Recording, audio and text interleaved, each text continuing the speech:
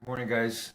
As we close off with Will Smith, I want to share with you his last rule of success, but one of the most important, and that is one word: focus. Focus is everything. Will Smith shares with us when he was growing up watching the movie Star Wars, and he gives the example of how he was just floored and amazed by the creativity and just the pure impact that movie had on him. And he tells us that he wants to be world class at what he does. And for us to do that, for him to do that, for anybody to do that, it requires an obsessive focus. And so think about your life. Think about something you love to do. Whatever that is, you have to focus. You have to use that powerful aspect of our mind to focus on one thing and go all in on it. And when you do, you start to realize your true power. So I hope you do that today and forever. Have a great morning, everyone.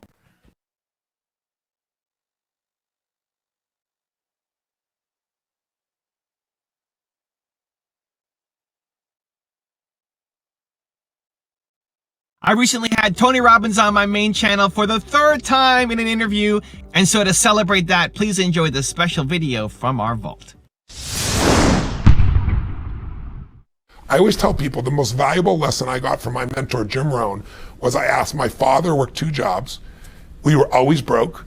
We had no money for food. And we lived in a community we moved to, which was, I thought they were all rich and we were on the other side of the tracks. It was lower middle class, but compared to where we lived before, these people seem rich compared to us. And I just didn't understand it. And Jim said to me, Tony, it's not about the value of your soul. It's about the value of you in the marketplace. And your father's skills are not that valuable. He was an underground parking attendant, and he would take people's ticket and make change. Well, the research now shows it's being done at Yale, it's being done overseas in England as well, and they found that 40% of all jobs they project in the next 10 years are going to disappear because of technology. It's going to be replaced by an algorithm, it's going to be changed. You know, all these guys on Wall Street, you're seeing all these algorithms take over and they're getting rid of all these traders, right? It's changing radically in these hedge funds. There's 3 million truck drivers. Self-driving cars are here. In the next 5 years, they will be the standard, certainly within 7 or 8 years. Are you going to hire someone who can only work 8 hours a day and sometimes gets drunk or can make a mistake when you can buy a machine, write down the machine, and be in a position where it works 24 hours a day driving? But no one is telling these drivers this, and they have to retool now. So technology is the biggest challenge. Labor is less valuable because of efficiencies with technology, and it's going to get better and better for technology, which is scary when you think about what's going to happen for jobs. So I say to people, you got to participate in your own rescue. You've got to retool yourself. The idea that Bernie Sanders has of providing free education sounds wonderful, but the education he wants to do is community college. There are no skill sets in community colleges today, for the most part, that are going to prepare you for the economy or a job that's there. So what is that going to do? You're just going to waste more money, more time. We need to retool ourselves. The government's not going to do it for you. Technology is coming for everybody. It's not just cashiers, it's not just truck drivers, it's everybody. It's you, it's me, it's Tony Robbins, it's everybody. And the way through is to stay relevant, to understand where the world is going, where the world currently is even right now, and staying relevant to that audience. So Tony talked about Jim Rohn at the beginning of this clip, and this is one of the saddest things in the history of my company. Jim Rohn is Tony Robbins' mentor, and of all the people that we've tried making deals with for my YouTube channel, Jim Rohn, or at least the estate of Jim Rohn because he has passed, is one of the only people we've not been able to make a deal with for my channel. So why is there no Jim Rohn on my YouTube channel? Because we weren't able to make a deal with his estate. Where everybody else, we've made arrangements with. They love that we're promoting them and giving them exposure on this platform. And it's really sad for me because Jim Rohn is quickly fading into existence. If you were to walk on the street 50 years ago and ask people who Jim Rohn is, he would have fairly high name recognition. Now you walk down the street, you ask who Tony Robbins is, people would know who Tony Robbins is. Most people don't know who Jim Rohn is. Millennials and under, definitely. Unless you are really astute, really focused on studying the greats, you will not know who Jim Rohn is. And that's a tragedy. Not just for Jim Rohn and his legacy, but for the world. This is Tony Robbins' mentor. And he's going to fade to dust because his estate is worried about selling CDs. His estate wants to be able to sell Jim Rohn CDs. Nobody's buying CDs anymore. And this is the problem. You can have the best skills in the world, you can have the best knowledge in the world, but if you are not staying relevant to today's market, you will lose. If it can happen to Jim Rohn, it can happen to anybody. And it's gonna happen to YouTubers. I'm not attached to YouTube. I wanna help entrepreneurs in whatever platform makes the most sense. Right now, YouTube is crushing, it's dominating, it's a great alignment of what I'm great at and where you guys are, and so that's where I am. But in 10 years, YouTube will either not exist or will look completely different than what it is right now. For all the people who complain about the YouTube algorithm, or if YouTube goes under, they're complaining, they're whining, they're upset. Don't, like, this is the world. Change is coming for you. You need to be able to adapt. And for people like Jake Paul, who went from being a Vine star and then Vine shutting down to be able to quickly take over YouTube and start crushing it, that's the mindset you need to constantly have. So if YouTube is still around in 10 years, it'll look totally different than what it is right now. And if you want to win on YouTube 10 years from now, you need to continue to adjust and to learn and market and get better. And so how do you stay relevant? So it's great to say you need to retool, you need to stay relevant. How do you actually do it? How do you actually know what to pay attention to? The easiest thing right now is to use this. Use your phone. This will tell you where people are paying attention and how you can learn from that to apply it to your business. So I use an Android phone, so I use Google Play. What I recommend doing is go and look at what the apps are. Go and look at all the most popular apps, and these change on a regular basis. Just look at the apps and see what's up there and see what might be relevant to your business. So if Clash of Clans is number one, it's a game, it's not relevant to your business, great, bypass it, move on to the next one. But look at what's constantly in the top charts, all of them. So Google Play here is a thing called top charts. Click on top charts and see what these are. Understand what these programs are. Understand if these are relevant to your business or not, right? The number one showing up for me right now is Wish. Great. Wish is the number one app on the Google Play Store right now. What is it? It's the top free shopping app. Get fashion, shoes, electronics, kitchen gadgets, and more at 60 to 90% off. If you're selling any of these things, electronics, shoes, fashion, kitchen gadgets, and more, maybe you should at least know what Wish is. Maybe you should try to develop a Wish strategy. What else is on here? Instagram, Spotify, Snapchat, YouTube, Facebook. Like, this is where people are paying attention. So you need to at least understand those platforms, understand those apps, and devise a strategy to win on those, because that's where the world is going. I don't want you to turn to dust. I don't want you to end up like Jim Rohn. Not because of the ego or the personality or having a legacy, but for the world. Because of the great knowledge and abilities that you have to just get lost because you're not relevant to the current platform. You need to stay current or become a dinosaur. The choice is yours. Now I've got a really special bonus clip for you, but before that, I want to know, question of the day, what has been in the past year one of the biggest shifts that you have made in your business that has started to pay off, whether it's a move to Instagram or move to YouTube. What have you done in the past year that has helped you stay more relevant and is working? I'm curious, and I think it also benefit a lot of the people watching who are struggling to stay relevant. Leave it down in the comments below. Thank you so much, Believe Nation. Thank you for watching. I believe in you. I hope you continue to believe in yourself and whatever your one word is.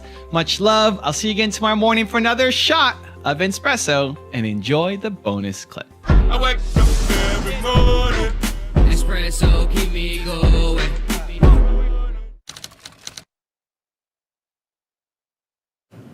Most of the people who we're teaching right now, who are listening to this thing, would not hire themselves.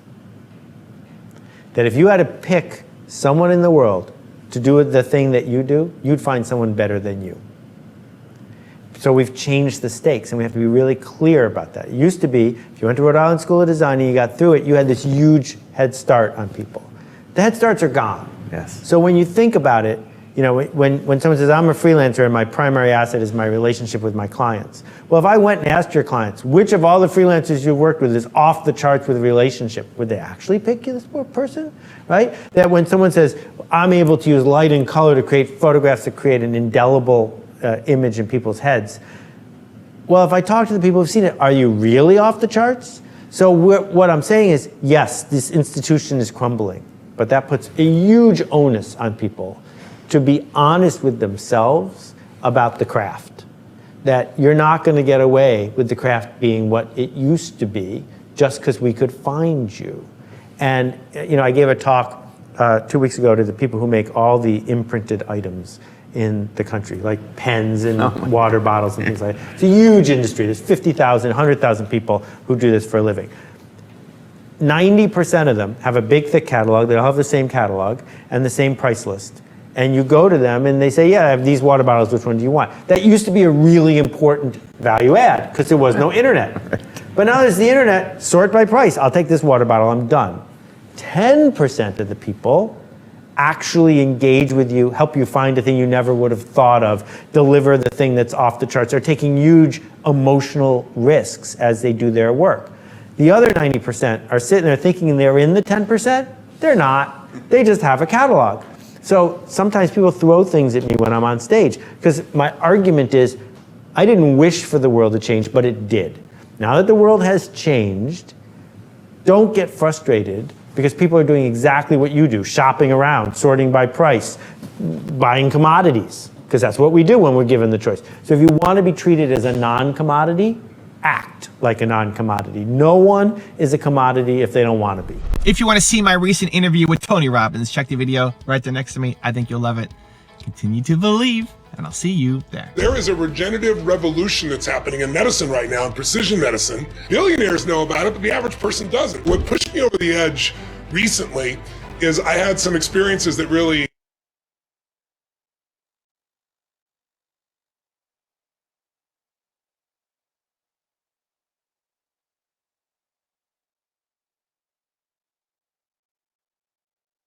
Good afternoon, guys. When we look at focus and our ability to take one thing and focus solely on that thing, when we look at that, it really is determination. And yes, it's my one word, it's my purpose, it's my core, and I love sharing that with you. And that's why I love my one word, determination. It means focus, it means making a choice, it means seeing that choice through until it's done. And that's really focus. So I want you to think about your life. Think about one thing that you can apply focus and determination on. Think about a success you've had in the past and go back to that. And I'm sure you'll see that in that was a focus that would not stop. It was a determination. It was never giving up until it was done. So apply that focus to what you really want in life. Have a great afternoon, everyone.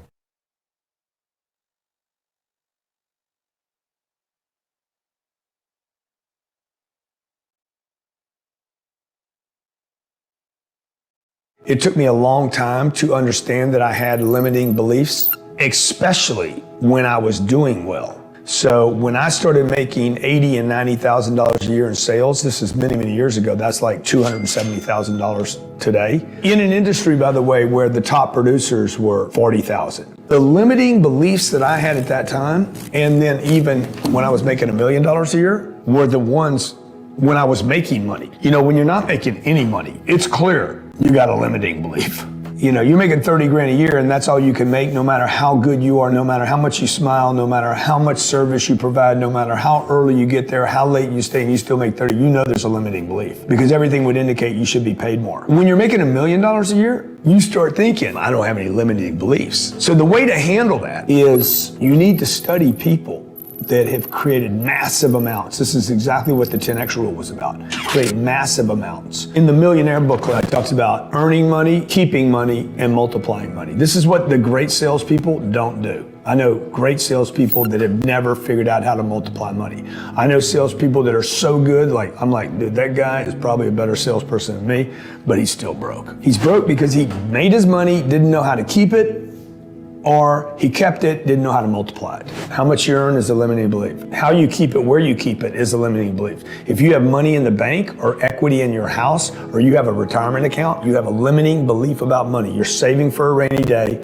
You have equity in your home waiting to pay it off in 30 years. Completely ridiculous. No high performance person needs to worry about paying their house off. You should rent where you live, own stuff that other people pay you for. Okay, and just rent where you live and be mobile. And the third thing is, planning for having cash sit in an account, just sitting dead in an account or in your wall or underneath your bed or in your safe or the vault, wherever it is. Oh, but what about an emergency? If your money's in the bank and the internet goes down, you won't be getting your money out. There's no getting the money. If you got it underneath your bed, what for? Like some of you are storing money in gold. Gold is a limiting money belief. You're like, oh my God, the world's gonna come to an end. Gold will not help you out of the end of the world scenarios. You should make a whole list of all the limiting beliefs that you have around money.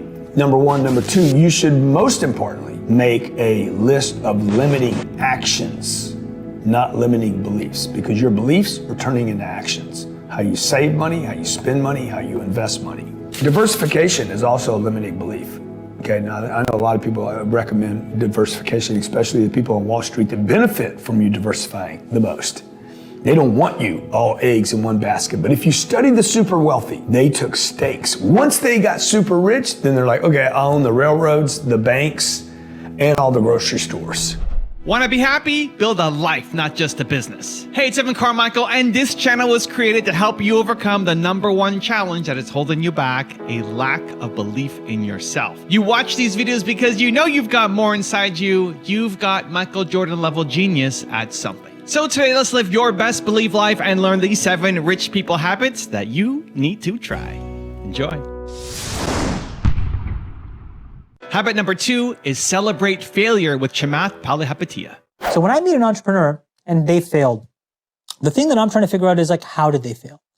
Is it, again, and this is going back to what we talked about earlier, did you just not listen and keep battering your head because you heard something or read something and you just, didn't refuse to pivot?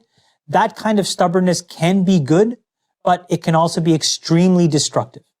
Did you fail because you got the market wrong, but you built a great product?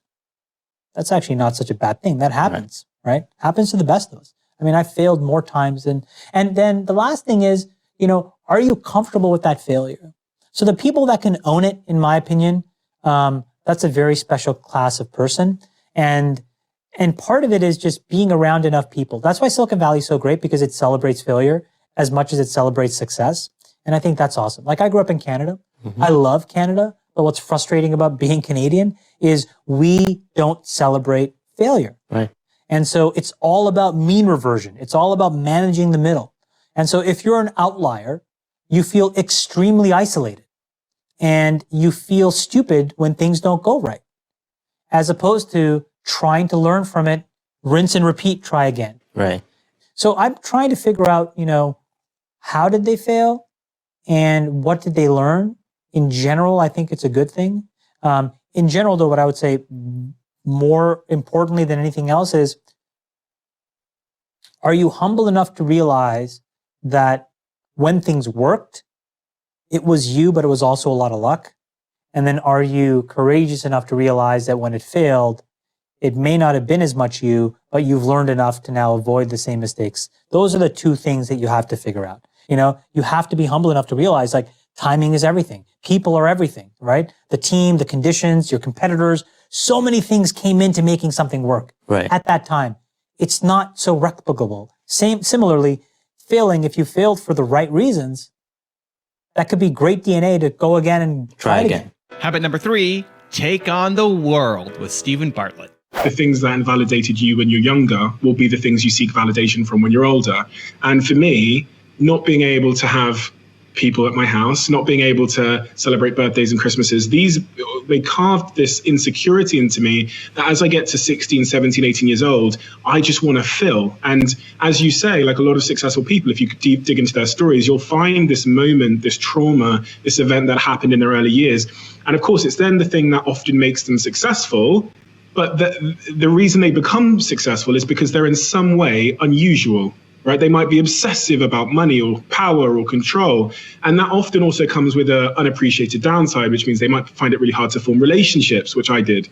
And they might be a little bit too selfish. They might be, they might chase after material things thinking it's happiness, get there, it moves away like a mirage, and they're left with a lack of fulfillment. To answer your question about what the things were in me that made me move differently, one of them was, by the age of 10 years old, my parents were never in the house. And when I say, never, I mean like I would wake up, they weren't there. And when I went to bed, they weren't there. So at 10 years old, I have to fend for myself. And you think about the pressures going on in my life at that age. I'm a kid who is feeling like really inadequate and insecure because I have nothing and my parents aren't there. So I'm looking around thinking, how can I fill this void? So I'm thinking, I'm going to do a deal with the local vending machine company to stock our school with vending machines. And we're going to get 20% of the revenue. And I'm going to take a little bit of the cut. And I'm going to organize all of the events in my school. And this was my way of I had independence and I had an insecurity. And when the two came together, I became this young kid who just had no choice but to take on the world on his own.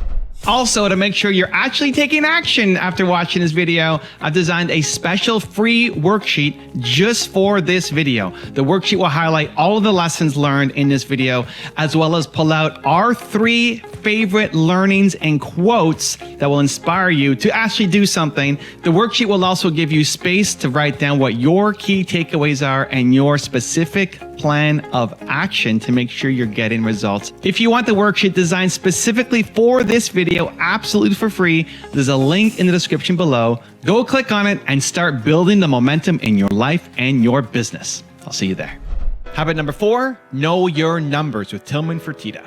This is the problem with college, and is that they teach you the theoretical side of everything for the person that's working for you, but it doesn't teach you to be the CEO, the practical side, and the young entrepreneur, whether you're trying to go up the corporate ladder or you are doing it your own. And it's just the simple things of, and these are some of my great Tillmanisms from the book, and why HarperCollins came to me and asked me to write this book was, know your numbers, okay? You've got to know your numbers. There are no spare customers. We're all in a consumer business. People watching this podcast for you or me serving casino customers, restaurant customers, hotel customers. There are no spare customers. We're all after the same consumer. To the 95-5 rule, that 95% of everything is right. So look for the 5% that's wrong. Habit number 5, choose who you associate with Ed Milet. The most powerful way and the easiest way to change your thermostat setting is by adding people to your circle, very close proximity, that live at a higher temperature in that area than you do. For example, in your faith, let's just say, you're a 75-degreer in your faith. You've already seen this. You can't possibly begin to regularly associate with good, godly people who pray regularly, who try to live righteously, and they're at 110, 120 degrees of faith in their life, and not have that proximity heat you up. Now, you won't get to where they are. You'll get to somewhere between where you are at 75 degrees and they are at 110. Over time, you become 100-degreer. And you alter the thermostat setting through association. Same in business. If you and I were to hang around each other every single day, and let's say you were a 75-degreer in business, hypothetically, and I don't know that about you, but let's just say you were, and I was a 150-degreer, and we hung around each other all the time. Don't you think through that association, especially if you had 2 or 3 or 4 people like me in your life, that just over time, you don't even feel it. You're at 80, you're at 85, you're at 90, you're at 95. And that's where you are. We understand the power of this with our children, because we know at school the teachers have influence over them, they're mentors, but the people that really have influence over our children are their friends, because they're around them all the time. And so we know it sets their temperature. This is true in fitness. If you're a 75-degree fitness, and every meal, every day at the gym, all your associations, hypothetically speaking, were with someone who was shredded and fit the way you wanted to look at 150 degrees, you know over time you get heated up. And so you can't be with someone every day, you can't be with them all the time, but the key is to get more proximity in the areas that matter with people whose thermostat setting is higher than yours. I am a product. You are listening to me right now because I've been so obsessed with this concept of adding new associations to my life that live in the areas that I want to improve in at higher temperatures than me. It's my obsession to this day. I'll give you a secret. One of the reasons I even do my show is I know that I'm influencing many of these guests in the areas that matter most to them through our proximity, and in some cases they do it for me. And so I'm obsessed with the power of association, but I don't just associate. See, all personal says, yeah, you're the 5 people you hang around. Kinda. You really are the 5 to 10 people you hang around if you're conscious all the time of studying them, of observing them, of asking questions, of the fact that you should be altering your thermostat setting. That's when it really moves. It's not just hanging around. It's consciously and intentionally spending time with people where you allow it to impact you, where you study them, where you really observe them, where you're open to their influence. There has to be a level of trust before you can do that, where you surrender yourself to them. But it's not just being around them. It's intentionally being around people that alters that thermostat setting. So power of association is the main way to do it. Habit number 6, feed your mind with positivity with Tony Robbins. Fundamentally, the most basic thing you got to do, especially at a time like COVID, is you got to every day have a couple of simple practices. One of those is every day you got to feed your mind. And when I say feed your mind, I mean consciously seek out something that's going to give you new insight, new inspiration, new way of looking at things. Because otherwise, today the news follows you, right? It's in your pocket. And the news people are good people, but they're doing their job. What's their job? Make as much profit as possible. How do you get the most profit? Get the most people to watch. How do you get the most people to watch? Fear. If it bleeds, it leads is the phrase they use in journalism, right? And we've seen so much fear built up now that most people have lost their faith.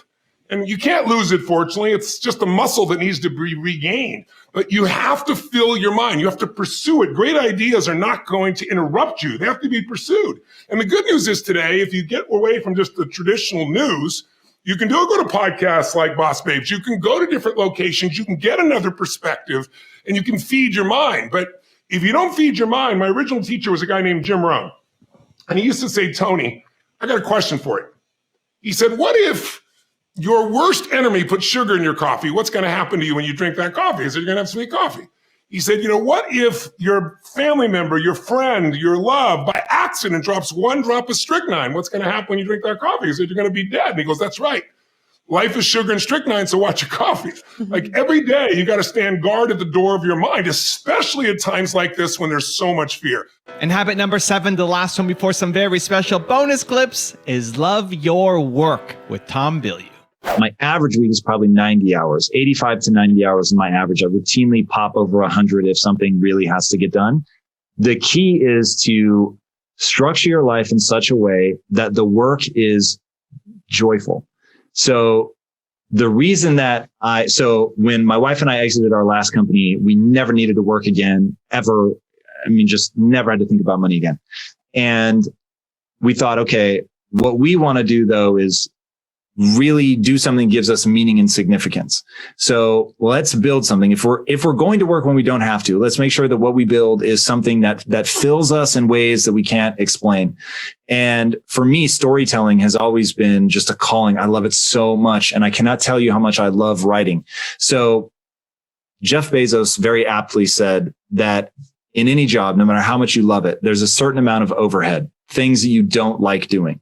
So Monday through Friday, I'm doing my overhead. When I work on the weekends, with precious few exceptions, it's never overhead. It's writing, it's editing a story, it's looking at concept art, it's, doing things that have to be done for the business, but also in and of themselves, I find so energizing and exciting that it's arguably the best way that I could spend. That's why I do it during my selfish time. So my wife and I take selfish time. She draws. She's a world-class artist, absolutely breathtaking. And I will write or do something around the stories. And that to me is incredible. So it's a lot of hours for work, but like they say, if you love what you do, you'll never work a day in your life. So that's how I'm able to hit the kind of crazy numbers that I hit, or the number of books that I read. It's like, I love that. It lights me on fire. I'm excited to do it. I'm not trudging through it.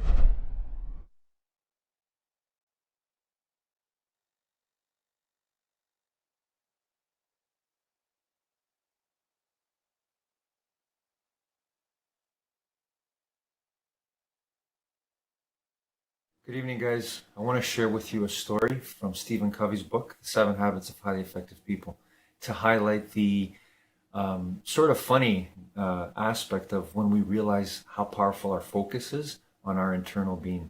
And so he shares a story of a woman who had allowed a gentleman that she was taking care of, his misery, his lack of appreciation towards her, to control her life. And when Stephen Covey had suggested that she still had the power to control and choose her response, her first reaction was, how dare you have the nerve, the gall to tell me that my misery was is a result of me and not that man. But when she realized that it was her, in fact, that was allowing his misery to affect her, she felt free. She stood up and was released. And so it's a funny story, but a serious one too, of how powerful we are. Have a great evening, everyone.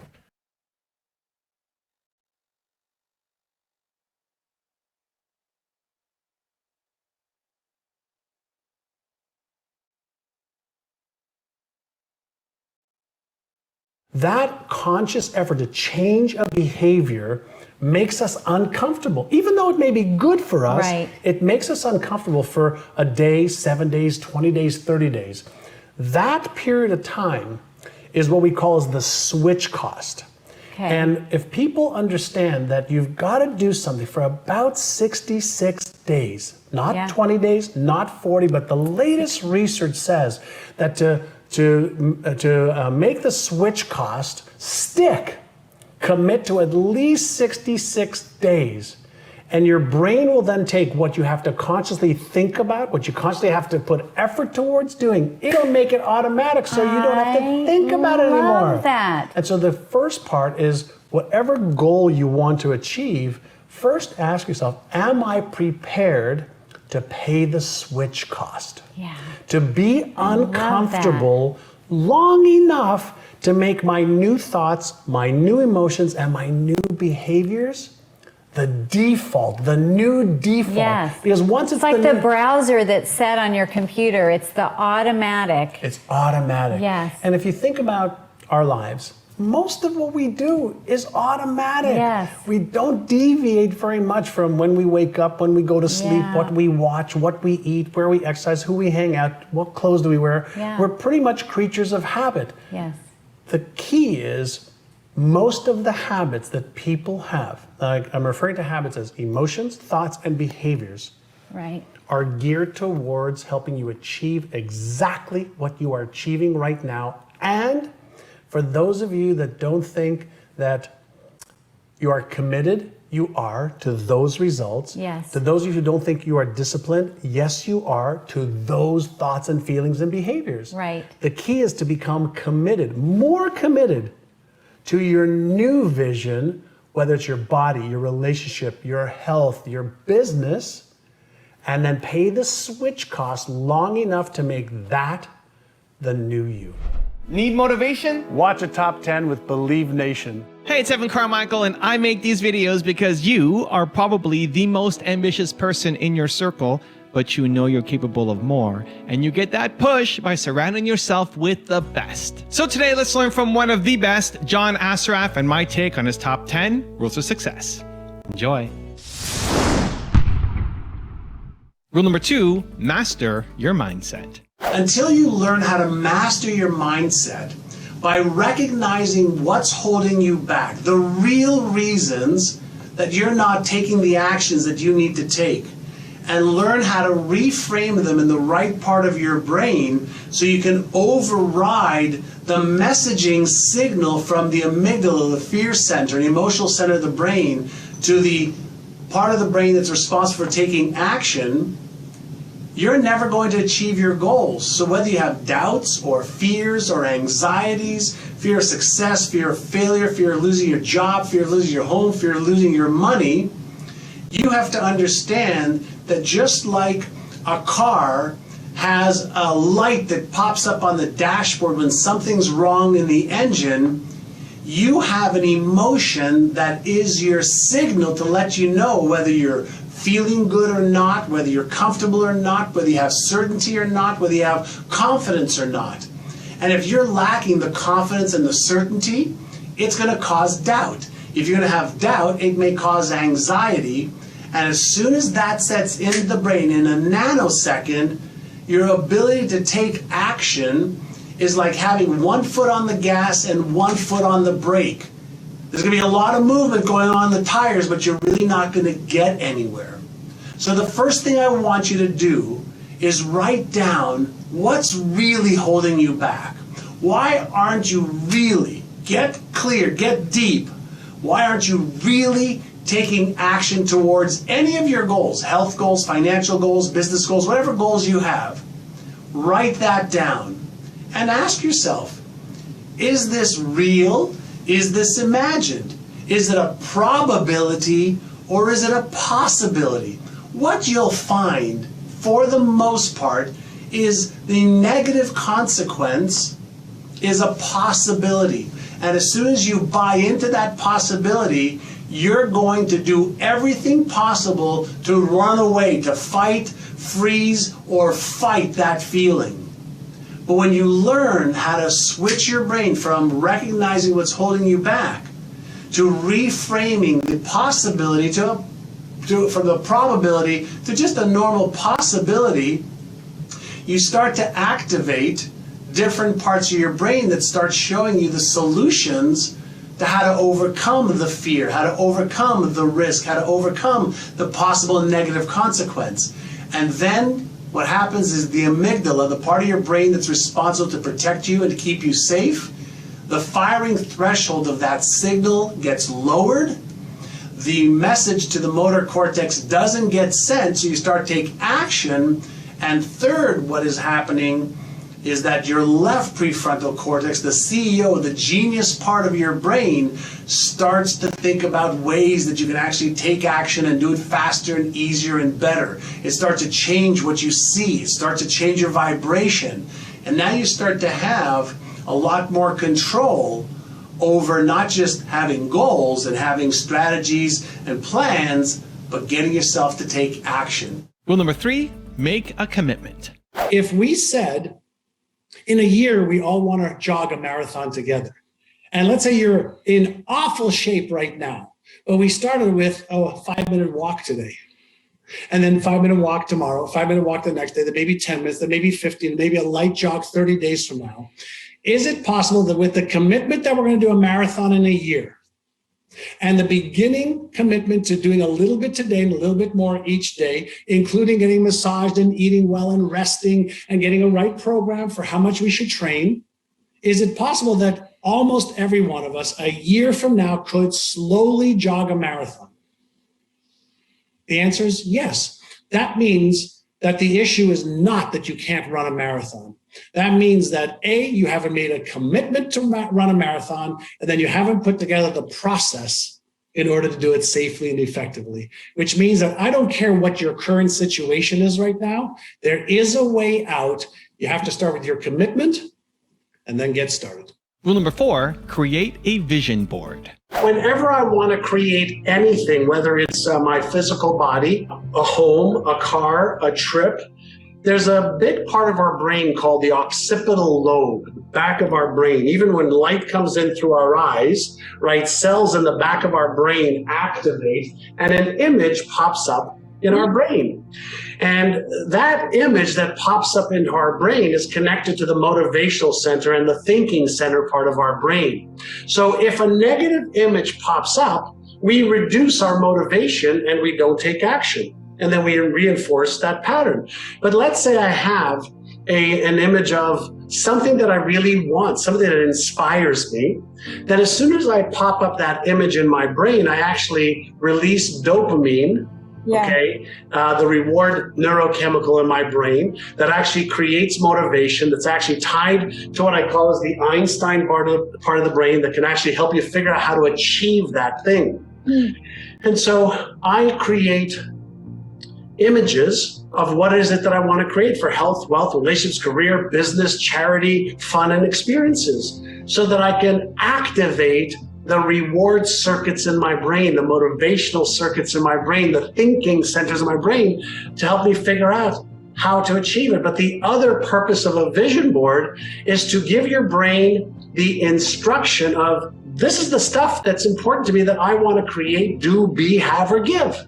Right. So, we all have, 50,000 thoughts a day. We all have so much with social media, whether it's Facebook or Instagram or YouTube or Clubhouse or whatever, all the different, stations and channels are, and the people that want to gather our attention. Well, why don't we become better at focusing our attention on what we want to trade our life for? Right? Because when somebody is pulling us to look at their stuff, like, we're part of their goals and dreams and their vision, versus me being focused on what is it that I want to trade my life for, and instructing my brain, help me find ways to trade my life for these things. And that's how to use your brain properly, versus your brain using you, because it may not have been conditioned properly with the right beliefs and focus and awareness and habits. Also, to make sure you're actually taking action after watching this video, I've designed a special free worksheet just for this video. The worksheet will highlight all of the lessons learned in this video, as well as pull out our 3 favorite learnings and quotes that will inspire you to actually do something. The worksheet will also give you space to write down what your key takeaways are and your specific plan of action to make sure you're getting results. If you want the worksheet designed specifically for this video, absolutely for free, there's a link in the description below. Go click on it and start building the momentum in your life and your business. I'll see you there. Rule number 5, be consistent. One of the things that I really learned many, many years ago was something around habits. And the habit is more important than the intensity. Yeah, the consistency. The habit, if you can get into doing something productive, constructive every day, you will continue to do something pro your goals, pro your health, pro whatever it is every day. And some days, I have a trainer that comes to my home as well. And some days I'm exhausted. Just exhausted, but I still go through the motions even when I'm exhausted, because the habit's more important to me than the intensity. So some days I feel like I don't want to work out. Right. I still do something. I don't care if I lay on the ground and my trainer moves my legs or my arms, I just move my neck left and right. I've still done something to create movement and to enforce or reinforce a positive habit that is part of the nucleus of success. Rule number 6, recognize your emotions. And there are 7 core emotions that people have, happiness, sadness, fear, disgust, shame, guilt. Those are just emotions, and it's either something that's happening on the inside that's causing that emotion, something that we associate with what we're doing, or something from the outside that's instigating that emotion. And so the first part of any change is to recognize the emotion that I'm feeling and not laying judgment on it, but accepting it as just energy in motion. It's either pleasant or unpleasant, something we want to move towards or move away from. So once we recognize it, the question then becomes, is it real? Is it true that I'm feeling this as a result of the meaning that I'm giving it? And in most cases, it's not true. It's something that we have become conditioned to believe is true because of the references or because of our own experiences that we have around that issue. And the way our brain works is anytime that we feel uncertain about something that may cause us harm or pain, a part of our brain called the reptilian brain actually activates in a billionth of a second a fear circuit which causes us to either flee, which means run away, freeze, which means we do nothing, or fight it, which means we're in most cases fighting air. And so if we can reframe something, the meaning of it, long enough to let the emotion pass, that causes the third R to be activated, and that's the release of an unpleasant emotion. Rule number 7, don't choose a life of regret. When someone is really having a hard life, hard time, they're in the situation that they don't want to, I don't want to practice my inner side, I don't want to visualize. What suggestion you have for them, when they have the dark night of the soul? Well, listen, if you don't feel like doing something once in a while, then you're human. Sure. But let me know if this resonates with you, and whoever's listening, let me know if it resonates with you. Do you agree with this statement?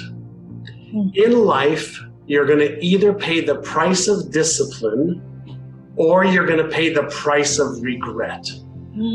Discipline weighs ounces, regret weighs tons. That's Jim Rohn, by the way. And so when you're sitting there and saying, I don't feel like it, my question for you is, what do you not feel like it more? Doing this little thing or living a life of regret? Wow, that's huge.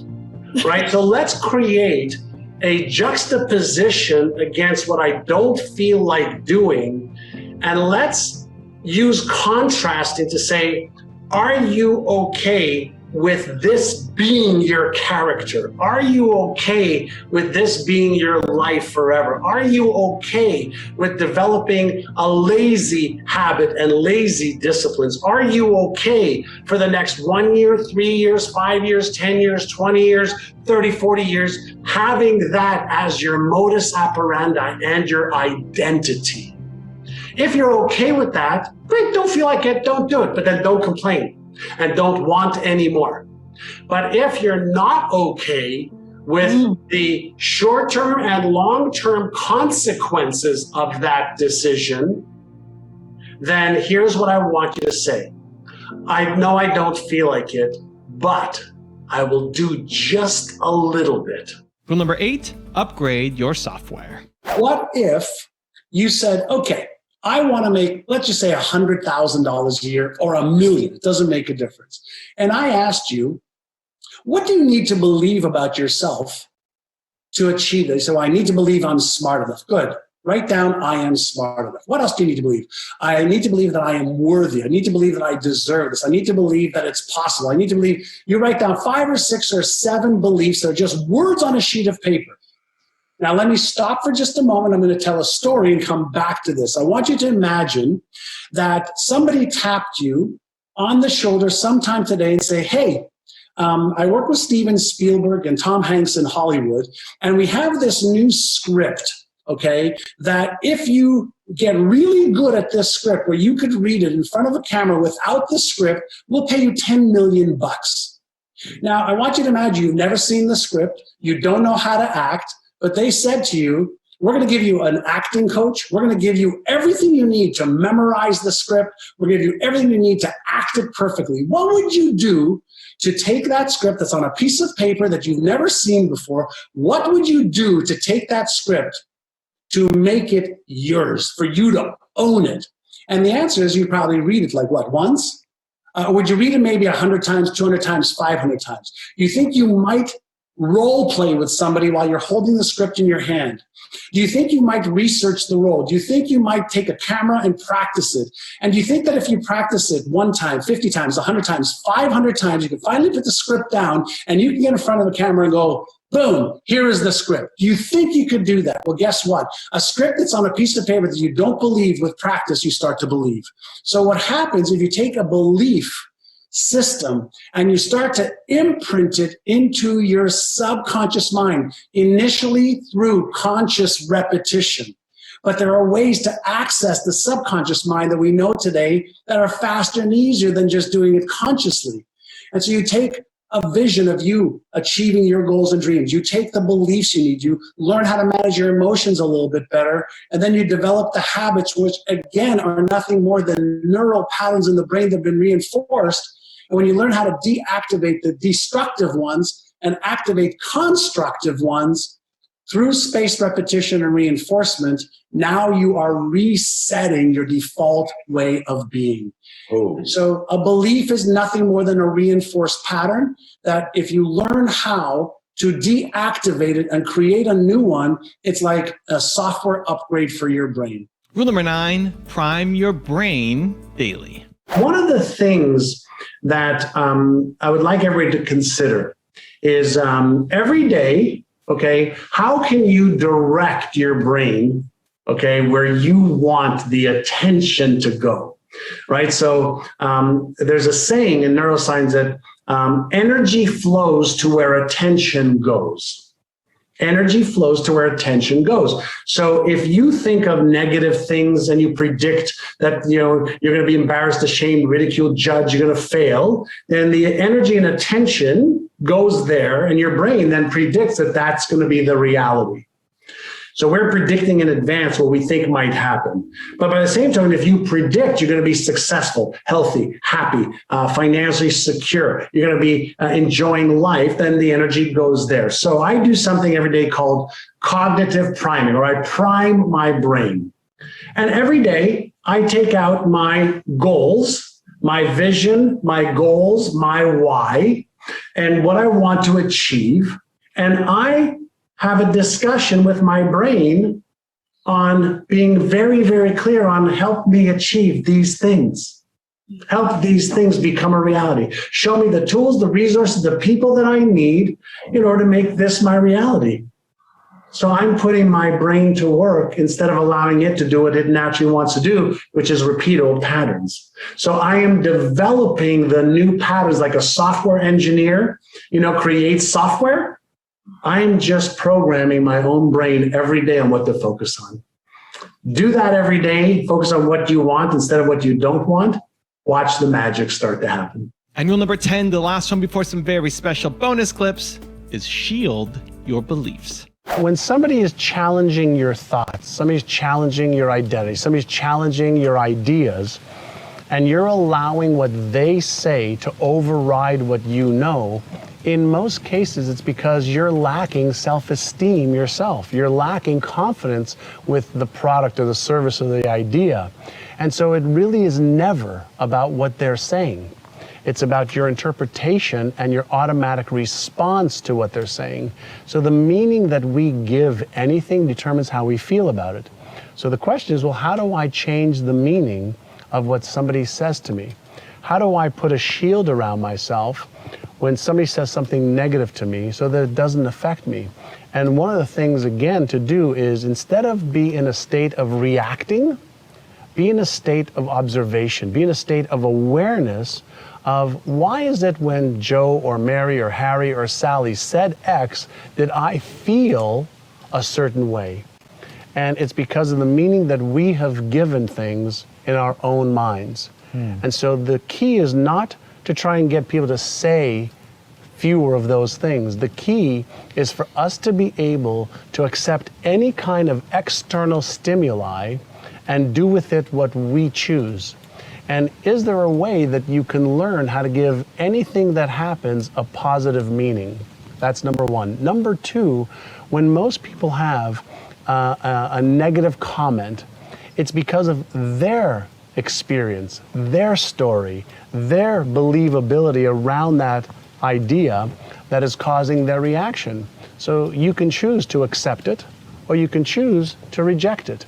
In either case, if you're the one making the choice, then you're never going to be a victim of somebody else's stimuli.